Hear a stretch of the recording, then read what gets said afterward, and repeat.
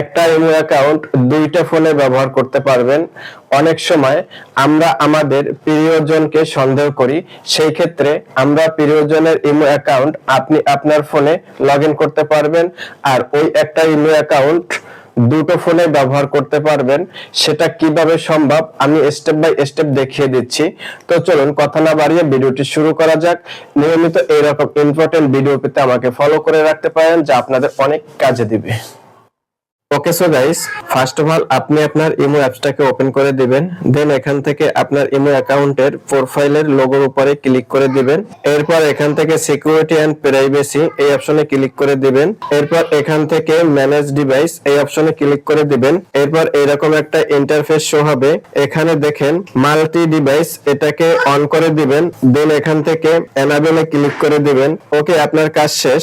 এরপর আপনি কি করবেন, অন্য একটা ফোনে যখন ইমোটা লগইন করতে যাবেন, আপনি একইভাবে ওই নাম্বারটি দিবেন। ওই ফোনে যে নাম্বারটি আছে সেই নাম্বারটি ওই ফোনে দিবেন। নাম্বারটি দেওয়ার পর এইখানে একটি আপনার কাছে নোটিফিকেশন আসবে ওই অবস্থায়, ঠিক আছে? নোটিফিকেশন 1 2 3 কিংবা অ্যাকসেপ্টে ক্লিক করে দিবেন, তাহলে অটোমেটিক আপনার ওই ইমো অ্যাকাউন্ট ওই ডিভাইসে লগইন হয়ে যাবে। তবে এখানে ডেইলি অপশনে ক্লিক করে দিলে তাহলে কিন্তু ডিসেবল হয়ে যাবে। আপনারা এগ্রিতে ক্লিক করে দিবেন, ঠিক আছে, বা অ্যাকসেপ্টে ক্লিক করে দিবেন। যদি অ্যাকসেপ্টে ক্লিক করতে পারেন তাহলে অটোমেটিক লগইন হয়ে যাবে এবং একটি ইমো অ্যাকাউন্ট দুটি হয়ে যাবে। That's it.